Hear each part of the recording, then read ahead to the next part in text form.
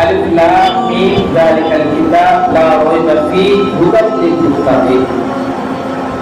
এটা এমন একটি কিতাব যে কিতাবে সন্দেহ মাত্র কোনো কিছু নাই, সন্দেহের লেশ নাই।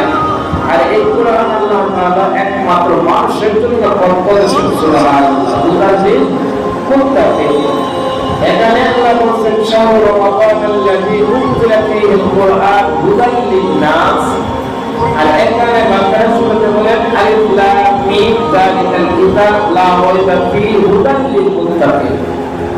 এখন ব্যবধান নাকি দুটো বেদের ব্যবধান। এখানে আল্লাহকে যারা ভয় করবে তাদের জন্য পথ প্রদর্শন, মুত্তাকিন মানে যারা আল্লাহকে ভয় করবে। আর সেখানে আল্লাহ আমভাবে বলছে যে আমার কোরআন শুধু একমাত্র মুমিনের জন্য পথ প্রদর্শন এমন না। তোমরা এখন থেকে বাংলাতে এই কথা করতে পারবা না যে আল্লাহ কোরআন নাযিল করছেন মুসলমানদের লাগি, আমলাদের না তো যেখানে আমরা মানি নাই।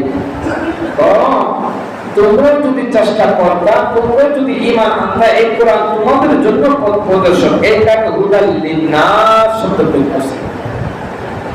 মুসলমান হিন্দু বৌদ্ধ সবার নাসের ভিতরে রয়েছে। নাস মানে মানুষ। কিছু সংখ্যক ভাইয়েরা সাধারণ